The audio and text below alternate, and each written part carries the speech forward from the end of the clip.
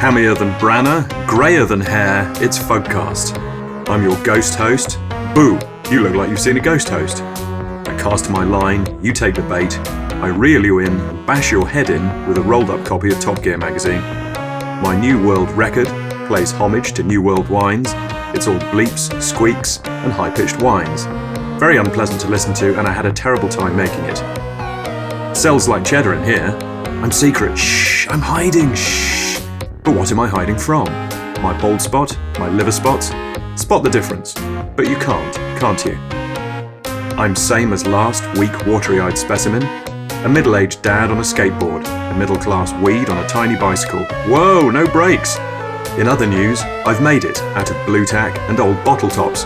But what is it? It looks like Randor, King of the Swamp Elves, but it's not. His latest episode of Show.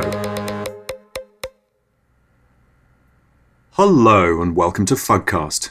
As always, I'm Sam Langley, and as you can't see, I'm here wearing a grey tunic and a grey peasball cap on backwards. But why am I looking so smart, you ask? Well, it's my birthday.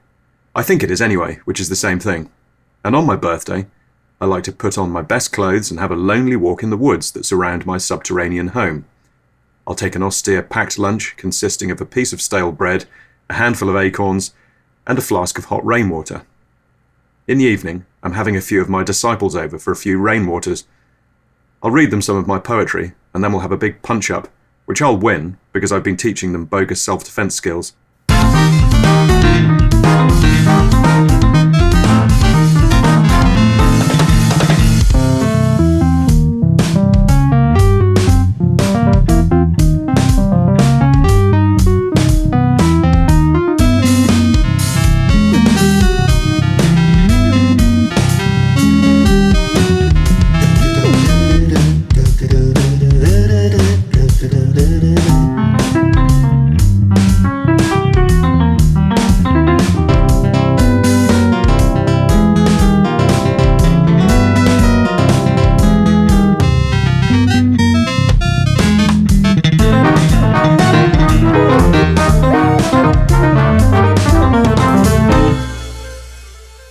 Now that I'm 44, there are two things that I do differently. 1. Sit down wee. 2. Stand up poo. Other than that, my life remains unchanged. Well, apart from 1. Gammy leg. 2. Lazy eye. But that's it. Mum! Daddy, the big posh woman stole my hammer. My son is a poisonous little twat and I don't believe a word of it. Daddy, the big posh woman stole your hair gel. Wait, what? She better not have. I've got a meeting with Miller Rogers later at the abandoned school and I need to look sharp, like a hedgehog, you know, all spiky. I need him to sign off on the new hot air project I just made up. Daddy, the big posh lady keeps looming up at the window. Daddy, the big posh lady is showing me pictures of pheasants on her smartphone. The big posh pheasant is showing me pictures of run-over hedgehogs she's drawn in the mud with a stick. Martimerin or Martimerin. This episode of Fugcast is sponsored by a big posh lady. Mid-40s, great bone structure, likes Prosecco, wears a gilet to Waitrose to pick up more Prosecco, drives an armoured car, wears a butcher's cap, talks about furniture, smells like frankincense and crab, name like Jill or perhaps Sue, donates most of her income to obscure podcasts.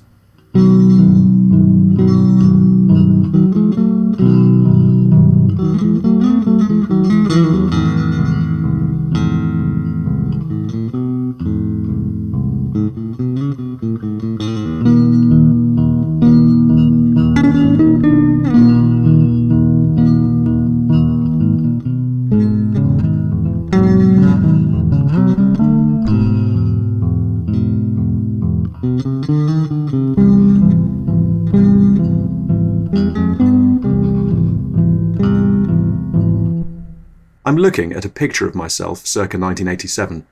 Back then I worked for the Scottish fashion magazine Hoots. I was only 5 and could barely write, but that didn't seem to matter as I spent most of my time in expensive restaurants. I was a regular at Harvey's, run by the infamous Marco Pierre White, and he would often join me for a flute of orange squash and a chat. A typical conversation may have gone something like this. Marco, Did you enjoy the mussels? I pickled half of them in cough syrup. Me. You're a poo bum. Marco. Well, you're a fucking cunt. Me. Wah, I'm telling my mum. Marco. Go on then. Tell your fucking whore of a mother.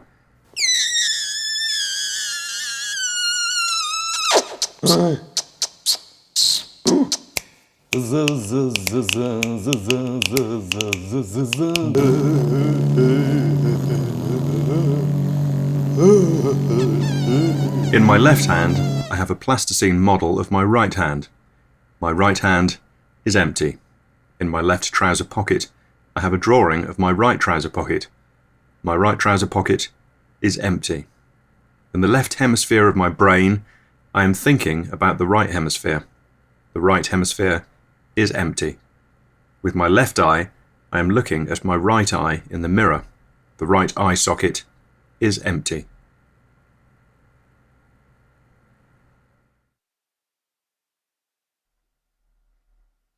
I know that most of my listener doesn't want to hear about my bowel movements, but there's a part of him that does. And as he rolls along the pavement on his miniature skateboard with his tiny hat, upside-down moustache and tiny currant eyes, part of him is wondering about the size, shape, consistency and odour of my latest product. So here are some stats. Weight, 2.5 pounds. Height, 3 millimeters. Shape, perfect sphere. Colour, jet black. Odour, freshly cut grass with hints of gooseberry, wild strawberries and shite.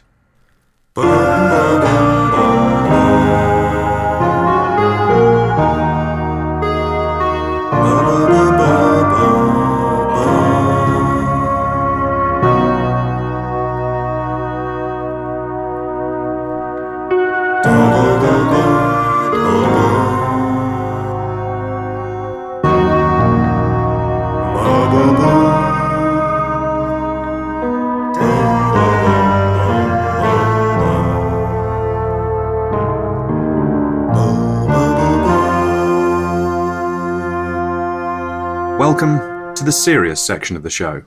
It's a new opportunity to stop messing around, get a grip, and start taking life more seriously. It's 7:39, and you're on your way to work at the bead shop. You take your job very seriously, arranging the beads by shape, size, and colour, and greeting customers with a furrowed brow and an earnest, "Hello, how can I help you?" Today you're working with Tatisha, a 21-year-old girl with an appallingly laid-back attitude. So I said to him, either you shave your eyebrows off or we're done. And do you know what? You exhale aggressively, but it has no effect. He says, "Fuck off, I ain't shaving my eyebrows off," so I grabs the ham on and I belts him with it. "Tatisha, we're supposed to be arranging the beads. Look, the blue ones are mixed up with the red ones. And I'm not even going to comment on the stripy ones, it's chaos." "Yeah, but who cares? No one's watching, are they? We can do what we like." "I care. I take my job very seriously, and it's..." "Excuse me." A tall, thin man suddenly looms in front of you. "Oh, hello, sir. How can I help you? We have some lovely green spotted beads in today, half price." Then you smile stiffly. "Could I have half a pound of plain yellow beads, please? And don't worry, son. I don't bite. Here, take a look at this." He rolls up his sleeve and flexes his skinny arm. "I do 5 push-ups every evening." "Oh, impressive."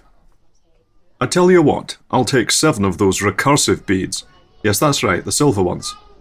"Oh, I'm terribly sorry, but they're not for sale, actually. They're magic beads, you see, and..." "I know what they are, Sonny. Give them to me." And his tone changes. "Well, I'd like to, but they are integral to... if they fell into the wrong hands, And I'm not sure what happens next, because I couldn't be bothered to finish it. My voice is like a piece of stale fruitcake. Dry, but still nice and fruity. Just like your mum's new boyfriend, Chris. He's sardonic, isn't he? And quite risque. Bit of a prick, actually. But your mum likes him. And apparently he's a very passionate lover. Long, thin fingers. Long, thin legs. Long, thin... eyes. Podcast. Sarsenvenlavingly is a synthetic copy of yours truly. He hosts his own show, Eisencast, which continues to go from strength to strength. And he's here today, dressed in a beige cloak, spats, riding gloves, beige felt crown, and beige jockey shorts. My first question took 3 years to compose and goes like this. What's with all de beige? Beige signifies the dessert. I was conceived during the dessert course at the Rosé and Crowns. Not in a sexual sense, but rather in the mind of my creator Don Waterhouse. I believe he was eating a bowl of sticky treacle at the time. Okay, good. So, Eisencast. Yes, I know. It's pretty similar to Fugcast. Yes, well, it may seem so, but it's actually very different. Really? How? Well, you think your show is pretty weird, don't you? I don't. I think it's middle of the lukewarm bung pile. I mean, it has a structure, doesn't it? It's vaguely listenable, not like my show. Eisencast is completely incomprehensible. No real words or music, and nothing to grab hold of. No, that's bollocks. It's exactly the same as Fugcast, only presented by a synthetic humanoid. I prefer an organic life form. Yeah, whatever. Anyway, let's listen to a clip, and my listener can decide. Rusmus. Kishfak. In rugby K. Ishri way after white surf, way after 9 tinge of Kinkyu and app and J. No, you're right, actually. That's pretty avant-garde. I told you. Do you have any listener? There's an AI toaster in Leeds. She's a big fan, and an old slice of cheap white bread in Halifax. Cindy? No, Crindy. She writes for the Observer food supplement. So she's a fan too? No, I told you it was weird. So another question then. If your show is basically a stranger version of mine, then does that mean you're a stranger version of me? To say yes would be too predictable, so I will just rub one of my 17 crab legs through my turquoise hair and wink at you with an AI I have implanted in this pair. So last night my son have the crab dream again, and he wakes up screaming. And yep, you guessed it, he's pissed the bed. I said, son, you gotta toughen up, 'cause you're a weedy little twerp. But he keeps crying like a sissy, so I grab him by the cummerbund, then dump him in the trash can. And guess what? It's full of crab shells, 'cause I'm on the crustacean diet, and now he's really crying. Imagine I'm talking to you now using words, and every word is a key on a computer keyboard. Every time you touch a key, it plays a note. You tap A, and it plays the note C. You tap C, and play the note A. You hit the spacebar, and a treasure chest appears on the screen. Quick, press F6. Good. Now open your left hand, and there's a key. Use the key to open the treasure chest. Good, well done. And what do you find? Another key? Now take off your left clog and have a look at the heel. Good. Do you see a tiny keyhole? You didn't know that was there, did you? Now put the key in the keyhole. Good. And turn it. A face appears on the screen. It's a familiar face, but who is it? That's right, it's Anne Charterhouse, that nice big posh woman from up the road. She purses her orange lips and whistles. What note is that? It sounds familiar. Open the Guitar Tuner app on your smartphone. Ah yes, she's whistling the letter C. I'm at a party. My party. But I'm not having fun.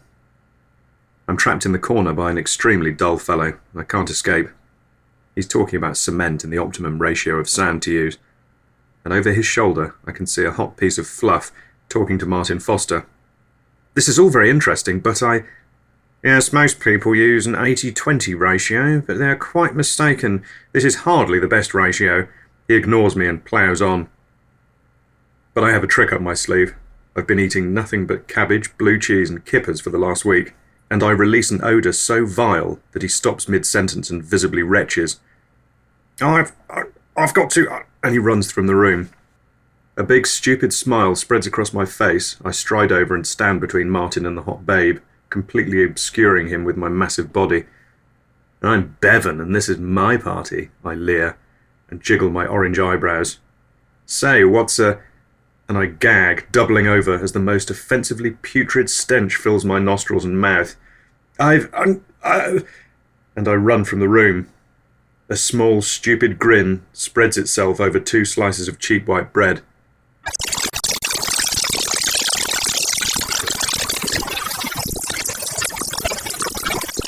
Did I tell you about the dream my son had last week? He dreamt he was on holiday in Tuscany, staying. Did I tell you about the dream my son had last week? He dreamt he was on holiday in Tuscany, staying with an old German couple called Fritz and Goethe, in a small village near Florence. He loves Italian food, and most nights has the pizza dream, but in this dream, he wasn't allowed any, instead being forced to eat white asparagus, pickled herrings, and cold egg. Poetry. See my white kilt, feel my grey eye on you, giving you the once-over. I can look up, I cannot look down. You tell me there's a wee fella sitting on your shoe, but I canny confirm it. You tell me there's a wee fella on his shoe, but how would I know? I canny look doon. I canny look up either, mind you. It's my thick butcher's neck, stiff as a butcher's leg, thick as a butcher's neck. I slap my slab of mutton on the table, thick as a butcher's neck, spread it with butter, call the dog, he's in Cairo, it says in biro, on a post-it note stuck to the mutton. I'm eating a Kipper and Stilton donate. And if you'd like to donate, simply visit fugwatch.com and donate using the tiny yellow button. Thanks to Buron Borbeloy for donating twopence last month. I've used the money to buy a tiny pair of shoes for my Michael figure. Thanks also to Muron Morsorvalsby for donating threepence. I've used that to buy a new pair of shoes for my David figure. These people are made up, you can tell by the names, can't you? But there are real people donating their hard-earned money so that I can continue to spout gibberish into a cheap microphone. If that's you, thanks mate. If not, cough up you weasel. It's embarrassing asking for money, which is why I'm telling you, not asking. Once you've donated whatever paltry sum you deem fit, my sales team will get in touch and try and sell you some rubbish.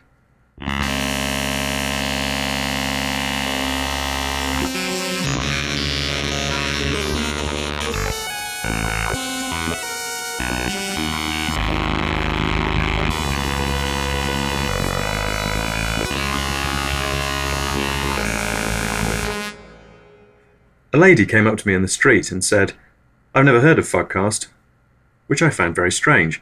It's not like I haven't promoted it. My wife gave me 30 quid last week, and I used that to print out a smashing pink and grey poster, which I put up in the post office. Now I know what you're thinking. 30 quid's a bit steep, and you probably think I spent most of it on scratch cards and chewing gum. But the truth is, they saw me coming. Well, she saw me coming, Jean in the post office, with my medieval haircut and my medieval underbite. She thought, he's a simpleton. I'll charge him 30 quid to print his crummy poster out, and that's okay. It wasn't my money.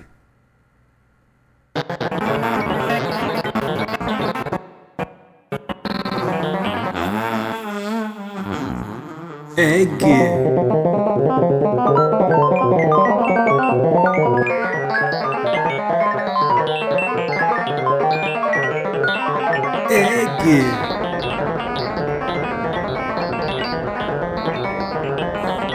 Imagine, if you will, that you're in a multi-storey car park looking for your car. You can't remember where you parked it, and all the cars look just like your car, which is grey with pink spots.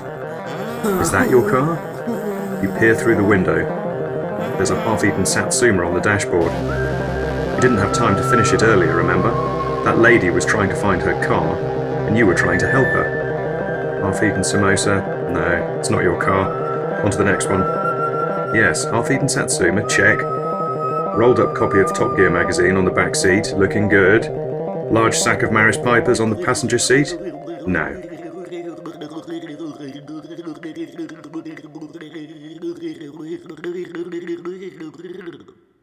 Now, I know you think I seem very grown up with my white handlebar moustache and my white handlebar eyebrows, and my "well done, Dolly," and my "I'm going to retire to my study, Dolly, and don't want to be disturbed." But really, I'm just a big kid. I've been calling my friend Elizabeth Egg Lizard Bath every time I say her name. "Hi, Egg Lizard Bath," I'll say, and she hasn't noticed. What a merry jape. It's the same with my friend Nigel Horseparsley. I call him Night Eagle Watercastle. He has noticed, though, and he doesn't find it funny. I have a friend who works in bike shop. He's a nice chap, but all he talks about is bike. Hello, such and such, I will say. Had a nice such and such? I love a bit of aimless small talk. In fact, it's my favourite thing ever. But all he wants to talk about is bike. I was on bike, he will say, and this old lady on bike called me such and such. Now, as you're probably aware, this is all made up. I don't have a mate who work in bike shop, and this is just an excuse for me to mess around missing out words. I think funny, but if you don't, that's okay. And now I'd like to hear from you. Would you like future episodes of Fugcast to be longer but not as good, or shorter and much better? No need to write in, just imagine 2 buttons. A button mushroom and a belly button. If longer, eat the mushroom. If shorter, slide your finger into the deep, dark belly button. But be careful, as there is an anus right next to it, and even though it's an imaginary anus, it's still an anus. I was in garden yesterday when a little Brian Bluebreast landed on my shoulder. Chirrup, chirrup, he sang into my ear. Oh, how wonderful, I thought. And then, hello, what's this? A little Simon Greenbreast landed on my other shoulder. Well, how delightful, I thought, until the Brian began regurgitating worms into my ear hole. It has often been remarked upon that my left ear resembles a nest of baby birds. Oh well, I thought, it'll be over soon, and then, ouch! The Simon was mounting my right ear, for it has often been remarked upon that my right ear resembles a female Simon. My therapist, Simon O'Brien, says it will take years to get over the incident, which is convenient for him. He's a sinister-looking fellow, one green eye, one blue, enormous beak statue in the waiting room, which is where I am now. Hello, says the man opposite. He looks a lot like me. White handlebar moustache, white handlebar eyebrows, leopard skin catsuit, one hand noticeably larger than the other. Oh, yes, hello, and I offer him my big hand. My big hand. To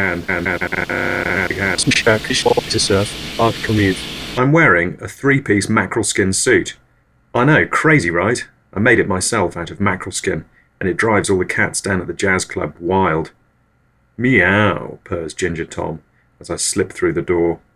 Meow, I reply, wiggling my hips and jiggling my eyebrows. I slide over to the bar. I'll have a saucer of oat milk and a bag of fishy treats, please, Barnum.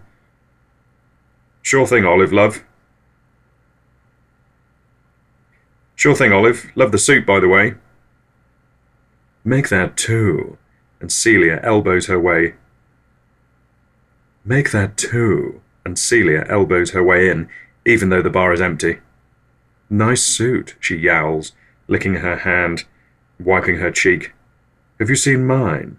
And she gives me a twirl. Heavens, is that sea trout? I want to tell my story, I'm going to write a book. No, you're not, no, you're not. I'm going to tell my story exactly how it should be told. No, you won't, no, you won't. But all the while I'm talking, I feel my convictions slowly draining away. I'm going to make a movie, I'm going to write a script. No, you're not, no, you're not. I'm going to go to Hollywood and show them how it should be done. No, you won't, no, you won't. But all the while I'm talking, I feel my convictions slowly draining away.